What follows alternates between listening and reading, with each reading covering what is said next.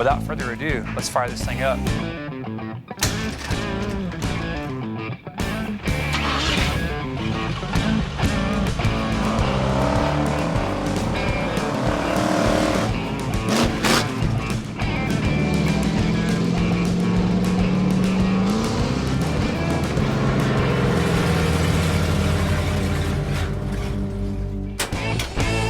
All right, dude, we made it. We made it.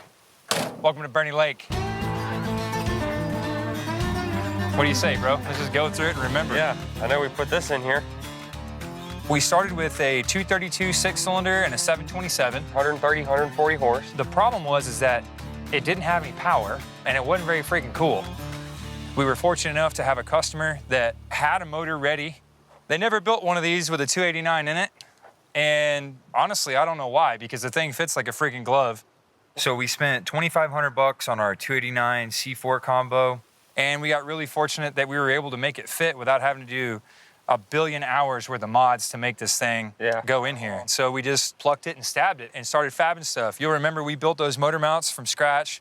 I think this motor might weigh less than the six-cylinder that came out of it. And it's double the horsepower and double the torque. So I don't know if anyone can do math. And probably double the RPM, because the other one had points ignition and a one barrel. 3,500 RPM. This is like 7,000 to 300 horse. It's like a go-kart with a small block V8 in it. 100%. I think that what we have is probably the best balance of drivability, usability, and fun factor. This is a lot of fun because you're under a time crunch, and as stressful as all that is, you get done and you have something that runs and drives and it operates, and you've done it in such a short window.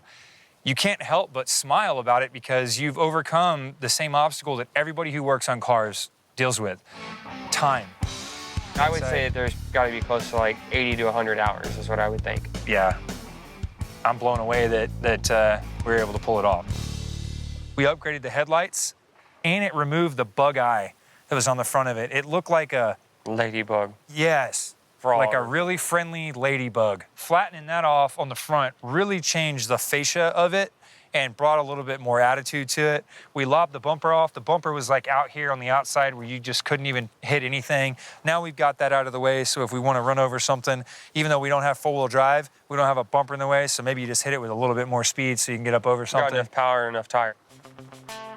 We ended up picking a wheel that I think is freaking awesome. The old slotted mag, like it's a timeless freaking wheel. Yeah. And I mean, honestly, we were trying to make it fit underneath the back of this, which just by the skin of its teeth does it clear this tire in the back. We actually radiused the fenders about 5 times now. Rolling that bead over gave us plenty of room for the tire, and it cleared just right.